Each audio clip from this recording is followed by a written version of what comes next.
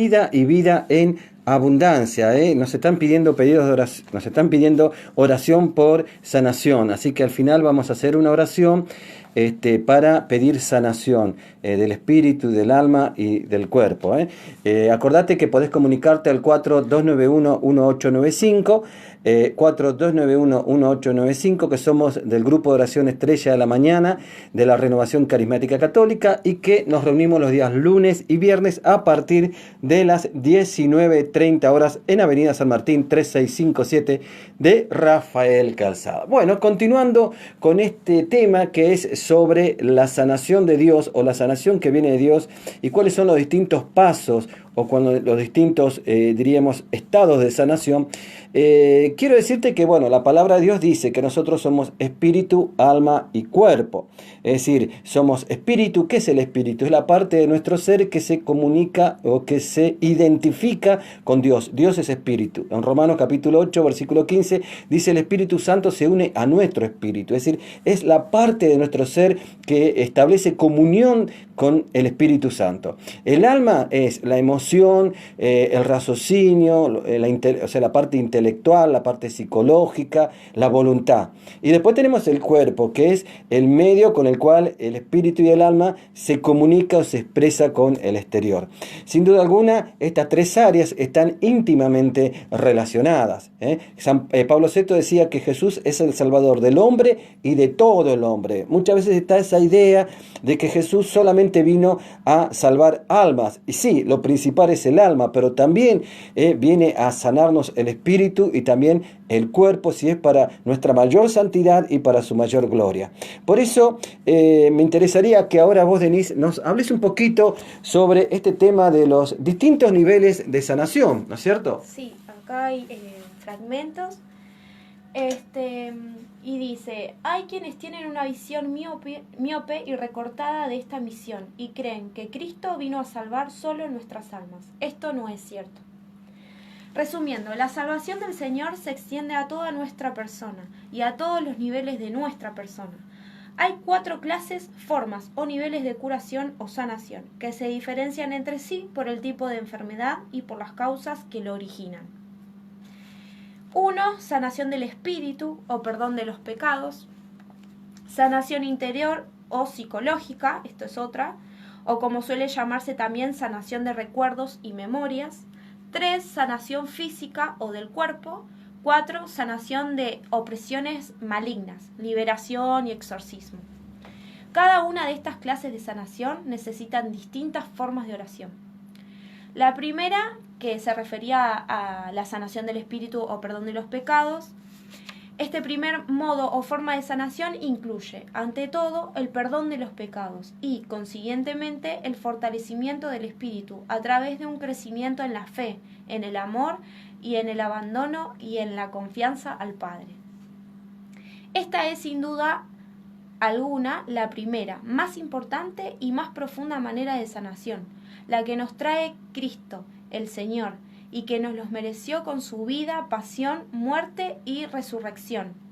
El Señor quiere sanarnos, ante todo, del pecado. Para eso fue enviado desde el seno de la Trinidad Santa. Toda sanación debe comenzar por la conversión. La conversión será el primer paso que todo hombre debe dar si de verdad quiere encontrar a Cristo y ser sanado por Él. Esto implica sacrificio en la vida. Sí, sin duda. Por eso hay que ser valientes, porque, claro, todos quieren un Dios mágico, de magia, o quiero esto, o quiero tal cosa. Y Dios nos dice, yo te doy sanación, pero vení conmigo, camina mis pasos, quiero darte mi libertad. Y eso cuesta, el sacrificio, y Jesús nos muestra en la cruz eso. Y tenemos que batallar todos los días, yo misma, todos los días con eso. Y es muy difícil. Bueno, hay que ser valientes. Hay que ser valientes. Hay que ser. Esforzados y valientes. Esforzados y valientes. Entre Cristo y el hombre pecador, enfermo, debe darse un encuentro personal, un abandono total de todo apoyo, ídolo o seguridad humana que no sea Cristo. Y un reconocimiento pleno de que solo de Jesús viene toda salvación. Este poder absoluto de Jesús es radical, es decir, absoluto. Por eso Juan Bautista, al señalar a Jesús, dice de él: He aquí el Cordero de Dios que quita el pecado del mundo. No dice que perdona, sino que quita. La palabra quitar con respecto al pasado manifiesta la radicalidad del poder sanador y salvador de Jesús. La conversión es clave en este primer grado o nivel de sanación, y esto de tal modo que en la medida en que se le da la conversión, en esa misma medida se va recuperando la sanidad interior. ¿Querés decir? O sea que la conversión es fundamental para la sanación del espíritu. Es decir, si yo no, ¿qué es convertirme? Convertirme, como decías vos, es aceptar su voluntad, aun cuando su voluntad esté contra mi voluntad. O sea, hacer que su voluntad sea mi voluntad. Y creerle a Dios y vivir conforme a sus mandamientos, conforme a su palabra. Es decir, cambiar el modo de vida. Y eso sin duda alguna es una gracia del Espíritu Santo, pero que también nosotros tenemos que colaborar con la gracia, como María, decir: hágase en mí según tu palabra, porque quizás muchas veces nos enfrentamos, la palabra de Dios siempre nos interpela, la palabra de Dios muchas veces nos pone frente a una situación de decisión. Tenemos que decidirnos realmente a creerle a Dios, no solamente creer en Dios, sino creerle a Dios y aceptar su voluntad. Y quizás en esas cosas que tengo que renunciar, caminos que tengo que abandonar, forma de vivir que tengo que dejar para tomar la vida de Cristo en mi vida. Y eso se llama conversión, es decir, reconocer que soy pecador, y Dios ha provisto de una medicina espectacular, porque no puede haber conversión sin arrepentimiento, y Dios nos quiere perdonar cuando nos arrepentimos, y eso se da especialmente en el sacramento de la confesión.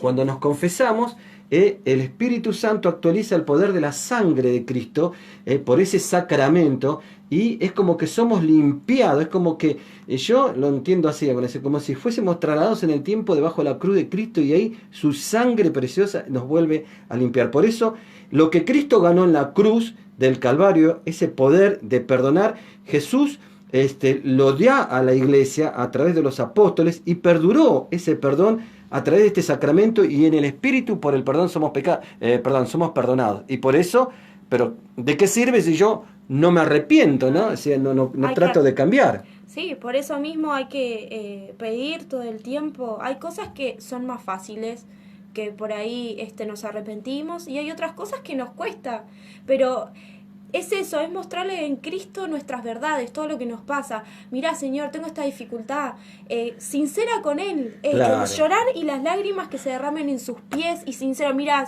Jesús, la verdad que me cuesta esto, la verdad que me cuesta perdonar, pero quiero que vos me ayudes, y Él va a venir automáticamente con ese clamor. Es confiarle todo a Él. Es la gracia de Dios. La gracia de Dios. Y acá dice: sabemos por la psicología del profundo que en el mundo interior de nuestro ser se van acumulando a lo largo de nuestra existencia miedos, complejos, resentimientos, rencores, envidias, etc. Y que todo esto abre profundas heridas en nuestro interior. Con el tiempo, todo este bagaje negativo aflora en nuestros comportamientos humanos, a través de actitudes y de conductas externas, y que en nuestra gran mayoría de casos se somatizan y generan enfermedades, como por ejemplo la artritis, el asma y algunas otras enfermedades del sistema nervioso o digestivo. Y esto está comprobado científicamente también. Por eso es que muchos mandan al psicólogo, o van al psiquiatra y mandan automáticamente al psicólogo. En la sanación interior, pues hay que tener muy en cuenta estos dos niveles fundamentales: el nivel mental, o sanación de los recuerdos dolorosos, y el nivel afectivo, o sanación de las emociones. Dice: Parker y Jones, dos psiquiatras norteamericanos muy conocidos mundialmente, al tratar de este tema en su libro Prayer Can, está en inglés, Can Change Your Life, dicen que en el interior del hombre existen 4 demonios principales: el odio, el miedo, el complejo de culpa y el complejo de inferioridad. De los 4 demonios, barreras o escollos, el principal es el odio o el rencor. Hablemos brevemente de este último. O sea que el rencor, y bueno, Entonces estamos ya entrando en el segundo nivel, el primer nivel es sanación del espíritu, pero ya entramos en el nivel del alma, en donde estamos hablando de las emociones y de la parte psicológica, de la parte mental. Y bueno, y hablaba de las emociones heridas y que de las principales el odio, los miedos, complejo de culpa y complejo de inferioridad. Y esto a su vez trae estas heridas emocionales, traen consecuencias físicas, ¿no es cierto? Como artritis, Físicas. artrotis, ¿no? Es artritis, que engloba artrosis. todo. Como es cierto que somos espíritu, alma y cuerpo. Y Jesús te va a sanar ¿por qué? Porque todas estas cosas, el odio, el miedo, el complejo de culpa, inferioridad, también, además de enfermedades, acarrea actitudes y conductas que tenemos. ¿Por qué? Porque tenemos un complejo de inferioridad, nos sentimos como que todo el tiempo nos sentimos perseguidos o él me dijo tal cosa, claro. Y eso también es pecar. ¿Y cuál puede? Claro, y o sea, todo eso nos hace tener relaciones interpersonales no sanas. No sanas, no, Y eso nos también llevan tiene a que a sanarse. lo tóxico, claro. Por eso, claro, como cuando Jesús te sana en esta tierra, inmediatamente espíritu, cuerpo, alma, lo físico, claro, porque es todo, es un gran, a ver, el enemigo es tan inteligente, pero Dios es el Señor de señores, ¿no? Pero que nos siembra también odio, miedo y también nuestras historias. Y el complejo de inferioridad, ¿qué significa, o sea, complejo de inferioridad? ¿Por qué se puede producir un complejo de inferioridad? Bueno, se produce por la crianza que tuvo el ser humano, el lugar que le dieron en la vida o el lugar que esa persona interpretó que tenía. A ver, Freud decía esto. Freud decía que en realidad no importa la historia, porque quizás le preguntaron, Freud, pero ¿y si un paciente te miente? Y entonces Freud decía, a mí no me importa que el paciente mienta o cuál es la verdadera ocasión que pasó, situación que pasó en la niñez. A mí lo que me importa es lo que él tiene para decir de eso, el discurso, porque el discurso es lo que a él le pasa, no importa lo que pasó. No miremos en objetividad, sino en subjetividad. Entonces, quizás por ahí tuvo una buena crianza, pero interpretó de alguna manera que le dieron otro lugar, que sus padres le dieron otro lugar, O sea, el carácter. es importante eso que me estás hablando de la interpretación de la realidad, está muy ligada, digo yo, ¿no? A lo que yo creo que soy. Claro. O sea, hay una palabra en el Antiguo Testamento que dice, el hombre es lo que dice ser en su corazón. Dice, el hombre es, en proverbio, lo que dice ser en su corazón.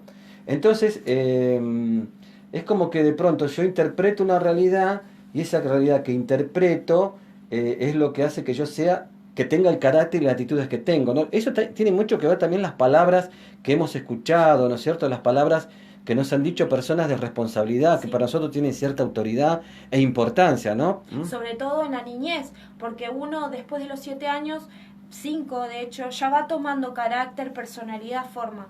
Pero en esos años el niño no tiene los mismos recursos y capacidades para formarse como ser humano. Entonces va a estar muy ligado a lo que le digan los mayores, los padres, sus referentes. Entonces quizás esa persona tiene un complejo de inferioridad por múltiples cosas, carácter, crianza, por lo que sea, y que va a repercutir en que siempre se va a sentir menos, siempre se va a sentir mal, aunque la realidad no sea esa, quizás la realidad es otra, pero la persona siempre va a llevar el camino y te va a dar las excusas para hacerse sentir, para pensar en sentirse menos, pero justamente los caminos llevan a eso porque hay una historia detrás, y eso es lo que dice lo que dicen los libros, lo que dice la palabra, que es sanación del recuerdo. Y además de pensar y creer que tenemos un padre y que es el padre más maravilloso del mundo. La otra vez en el grupo me pasó que había una chica, una señora que va al grupo que justamente decía, no importa, decía que le costaba perdonar al padre y que justamente fue el día del padre y todo eso. Y yo lo que atiné a decirle es que que quizás tenemos que luchar por creer, por saber lo que tenemos, que a veces no sabemos quién es Dios. Si Dios es nuestro Padre y el día que nosotros creamos y es como se nos caiga la ficha. Claro. ¿Quién es nuestro papá? Claro. Y perdonando, porque Él te permite perdonar, uno va a sanar, ¿no? O sea que los complejos de inferioridad también nos autolimitan mucho nuestra vida, ¿no? Porque Yo creo que lo que hace es, como decía hoy la palabra en San Lucas capítulo 4, anunciar liberación a los cautivos y dar libertad a los oprimidos, porque todos esos complejos, yo siempre pienso que la sanación del Señor produce una liberación de opresiones psicológicas, emocionales, espirituales, que lo que hace es que esa persona pueda luego llegar a un estado de lo que realmente es, como realmente para lo cual Dios lo creó y cómo Dios lo creó. Y entonces poder desarrollar y ejecutar toda esa potencialidad interior que tiene. ¿Cuántas personas de pronto, por el complejo de inferioridad, ejemplo, o por heridas interiores de resentimientos o complejos de culpa, no pueden desarrollarse como personas, aun cuando tienen la capacidad? Pero como decías vos, ellos se creen que realmente no lo pueden hacer. Los no puedo, no lo vas a lograr, no servís para nada, mirá a tu primo, tu prima, la comparación, todas esas cosas son los que nos fueron enfermando. Y justamente el Espíritu de Dios, cuando viene la palabra de Dios, cuando viene su amor, su misericordia, cuando nos dice realmente quiénes somos en Cristo, eso rompe con el poder del Espíritu Santo todas esas opresiones y esas ataduras interiores que no nos permiten conocer la verdad, porque dice la palabra que la verdad nos hace libres. Por eso el complejo de inferioridad que te... Y con respecto a la culpa, ¿qué podemos hablar con respecto a la culpa? ¿No es cierto? El complejo de culpa. Y la culpa es algo que carcome, ¿no? Es A ver, yo pienso a veces que la culpa también viene acarreada de cosas que no podemos reconocer. Porque, ¿y qué idea tenemos sobre esos errores? Si yo un error lo tomo como un error y como que soy un ser humano, bueno, me equivoqué, listo, ya está, lo libero. Pero hay personas que no permiten equivocarse, o equivocarse es como, no sé, el fin del mundo, y guardan eso. Y después viene la culpa, ¿no? Es algo enfermizo. Y yo había leído hace bastante sobre espiritualmente, que la culpa en realidad no sirve para nada y es una mentira. Y Jesús no nos quiere con culpa. Porque hacen en ese libro, que es de esta Mateas, hacen referencia a lo que pasó con Judas. Ajá. A ver, Judas lo traicionó a Jesús, lo vendió por unas monedas. ¿Qué pasó? Judas se quedó con culpa, al contrario de los otros discípulos. Pedro pudo ir a Jesús y decirle, perdón, me equivoqué. Y Jesús le dijo, estás perdonado, ya está. Y fue libre y fue un discípulo de él. En cambio Judas lo carcomió la culpa, se ahorcó y ahora está en los infiernos. Claro. En el infierno. O sea que en realidad la culpa lo llevó al exterminio total. Y no fue libre por eso. O sea que él tuvo remordimiento, pero no tuvo arrepentimiento. No tuvo remordimiento y no tuvo arrepentimiento. Y es eso lo que Jesús no quiere que sintamos, no quiere que estemos con culpa, quiere que estemos arrepentidos de corazón. Y es como que vos vas y te golpeas, ¿no? Y por tus propios pecados. Y hasta que vas y le decís, perdóname, Señor, porque es lo que capaz me pasa a mí, yo lo vivo en carne propia. Perdóname, me equivoqué, de nuevo me mandé esto que no me lo tenía que mandar.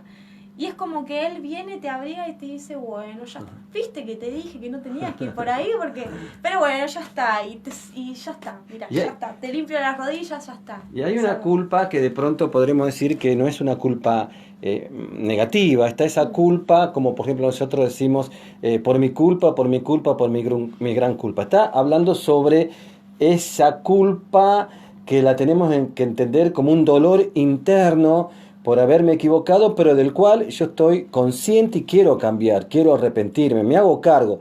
Porque nadie se puede sanar, por ejemplo, de una conducta negativa si primero no asume que la tiene, o sea, que realmente está en esa persona esa conducta negativa o ese hábito nocivo. Y segundo, si en eso también tiene responsabilidad, porque hay personas que no se pueden sanar porque nunca pueden hacerse, como dicen los jóvenes, ustedes, hacerse cargo. Es decir, la culpa siempre es del otro y yo nunca me hago cargo, nunca digo esto es también mi responsabilidad. Si yo no asumo eso y no hago mi culpa, mi mea culpa, pero en un sentido positivo, no enfermizo, sino en un sentido de decir, bueno, sí, me hago cargo, es verdad, me equivoqué, pero como dijo el hijo pródigo, me levantaré y volveré a mi padre y hago un camino de conversión, de renunciamiento, de volver a Dios, realmente me voy a quedar ahí. Eso sería el remordimiento. Lo otro sería la culpa positiva para mí, que es ese arrepentimiento. Y después hay culpas falsas, culpas que muchas veces, porque hay personas que yo digo que son los llamados culpógenos, ¿no? Aquellos que les encantan hacer lo que se llama la transmisión de culpa, puede ser... de que hacerte sentir culpable. Claro, porque es una manera también de manipularte. Y Sí. Satanás es muy manipulador de las Sí. almas y nos hace muchas veces sentirnos culpables, y nos manipula y te dicen, pero ves lo que te equivocaste, ves Siempre que no te sos dan la digno. vuelta Claro. para hacerte sentir culpable. Y por eso es tan importante la sanación de uno mismo. Porque si vos estás sanado o te querés sanar de eso, por más que te quieran engañar con eso, no va a funcionar. Yo siempre digo que uno tiene que cargar su mochila y descargarla con Jesús, pero otras mochilas no. Y uno para eso tiene que estar, conocerse a sí mismo y estar bien parados. O sea, ¿esto es mío? Ah, no, bueno, esto no es mío. Lo Claro. que no es mío, no lo tomo. Claro. Estar, o sea, bien parados. Y también eso es lo que vos hablabas de reconocer cuando me equivoco. Y cuando viste que hay otros que trasladan, yo no me equivoco, yo no me equivoco. Quizás cuando reconocemos que nos equivocamos estamos tomando riendas de nuestra vida, porque podemos hacer un cambio. Si yo siempre digo la culpa es del otro, la culpa es del otro, no, el otro se equivocó, entonces no estás manejando vos tu propia vida, estás manejando tu ello, digo, pero bueno, para hacerlo entender, estás manejado o sos un títere, porque si no tenés la posibilidad de decir, sí, la verdad me equivoqué en esto, lo podés modificar, pero si vos no reconoces eso, seguís por el mismo camino en el error. Por eso la oración del yo confieso, dice, yo confieso ante vosotros, hermanos, que he pecado mucho de pensamiento, palabra o omisión por mi culpa, por mi gran culpa. Pero dice, yo confieso que me equivoqué. Yo creo que uno de los obstáculos para la sanación, sin duda alguna, es el orgullo. Hay personas que de pronto, como decíamos hoy, inclusive no quieren ser sanadas, porque de esa manera, generando o por la autocompasión y también queriendo generar, como entre comillas, lástima, tienen a un montón de gente esclavizada al lado. Porque muchas veces sanarse implica dar, paso a dar. Implica dar y responsabilidad, hacerme cargo de mi vida también. Sí. ¿No es cierto? Sí. Porque mucha gente le gusta más la esclavitud que la libertad. Sí, y no se dan cuenta, a ver, no es que no se dan cuenta, pero a veces se meten tanto en el personaje de víctima, no lo digo en un tono, no lo digo despectivamente, sino que se sienten víctimas y aprisionados en ese lugar, que ellos dicen en palabras que quieren sanarse, pero inconscientemente no, porque en el inmediatamente que ellos son sanados, pasan de recibir a dar. Y yo siempre pongo el ejemplo de uno que va en muletas, ¿no? O que es manco, por ejemplo. Y es un jueguito que hago yo para hacerlo entender. Por ejemplo, va al colectivo y el colectivero, por ejemplo, le dice, no, pasa, y no le cobra. Y entonces por ahí el que le diga, ¿querés tener la pierna de nuevo? Ah, no, porque si no me van a hacer pasar más sin pagar. Utiliza eso, sí. Es un ejemplo que, bueno, por eso mismo digo que a veces eso nos detiene también en la sanación. Y bueno, ahora que estás diciendo eso, estoy pensando en Bartimeo, porque Bartimeo dice que era un ciego que sabía que de Jericó, el Bartimeo, el ciego de Jericó, sabía que Jesús estaba pasando, empezó a clamar, Jesús, hijo de David, ten compasión de mí, lo querían hacer callar, él seguía clamando. Bueno, entonces Jesús se detiene, ¿no? Más o menos manda a sus discípulos, los discípulos dicen, ánimo, levántate que el Señor te está llamando. Él, bueno, agarra, tira la capa, que era un signo que la capa significaba cobertura, significaba también cómo lo identificaba la gente. Ahí hay un ciego, era lo que a él le permitía ser identificado y pedir una limosna y muchísimas cosas más. Muchas veces la capa es eso que utilizamos para resguardarnos, es como una tabla de salvación. Bueno, él arroja la capa, dice y dice que lo hace muy rápido y se deja guiar por los discípulos. Llega frente a Jesús y Jesús le dice, ¿qué quieres que haga por ti? O sea, creo que es el punto que estábamos hablando. Sí, en la apariencia sí, quiero que el Señor me sane, pero cuando llega el punto en que el Señor me va a sanar, no. prefiero seguir como antes. Y eso es lo que le pasa a mucha gente en los grupos de oración o en los encuentros, no pueden perseverar, porque sabe que cuando el Señor empieza a trabajar más adentro y empieza a pedir renuncias y empieza a pedirte que tires algunas capas, y que vayas y que seas dóciles a aquellos que Jesús envía en su nombre para que vayas a Él, es decir, y que hagas un camino hacia Jesús. Muchos dicen, no, llegado el momento, está bien, hasta acá estuvo lindo, pero yo no sé. Y Jesús creo que le hace esa pregunta para ver realmente, está bien todo lo que hiciste, Bartimeo, 10, pero realmente vos querés ver, porque mirá que lo que vas a ver va a significar responsabilidad. Ya no vas a vivir de lo que te dan, ahora vas a tener que vivir de lo que Dios te da y de lo que vos tenés que lograr, ¿no? Creo, Sí. creo que a eso me vino ahora, Claro, que dijiste vos. responsabilidad, y también Dios te va a demandar más, porque es así, te va sanando y cada vez también te demanda más, porque dice, yo te sané, pero también te creé y te elegí, pero por esta razón también, para que vos seas parte de mi camino o a vos y empieces a dar a la gente y hacerme conocer. Eso es lo que pasa, y a veces es difícil, yo sé que es difícil para mí, para vos, seguramente para todos, y a veces eso es lo que pasa también con las personas, quedarse en la comodidad o en el estado de confort. Claro, Es como un círculo donde confort, capaz que la pasan mal, pero están tan atados. Yo digo que es una atadura también, claro, porque piensan que eso es lo mejor que pueden tener. Claro. Y no abren las puertas, porque está bien, a veces la zona de confort implica salir de lugares donde estás muy cómodo y no querés salir por lo que te da. Pero quizás salir de ahí implica una bendición mayor. Claro, exactamente. Pero se necesita valentía también, ser valientes y esforzados y tratar de dejar pasar a Jesús en esas cuestiones más difíciles de nosotros mismos. Yo recuerdo hace unos años, y ya ahora para ir ya a un tema musical, hace muchos años atrás un joven que tenía parálisis en las piernas, solamente en las piernas, y estaba en una silla de ruedas. Entonces él, le dijeron, ¿por qué no vas al grupo de oración de tal parroquia? Fíjate que ahí oran por los enfermos y hay muchas manifestaciones de sanación, así que ¿por qué no vas ahí? Bueno, entonces él fue. Pasó el tiempo, dice que él cuenta su testimonio de que en las primeras épocas lloraba mucho, y él cada jueves que era en la reunión de oración, él iba. Pasó el tiempo. Después de mucho tiempo lo volvieron a encontrar las mismas personas y le dijeron, ¿y fuiste a ese lugar donde el Señor sana y dice que sana tanto? Sí que fui, dice, pero vemos que no te sanaste. ¿Por qué? Le dice. Y porque todavía seguís con las piernas paralizadas. No. Yo recibí la mejor sanación, porque no solamente tenía yo las piernas paralizadas, yo tenía algo que era más negativo. Yo tenía paralizado mi corazón, yo tenía paralizadas mis emociones, yo tenía paralizado mi espíritu, yo vivía paralizado por dentro.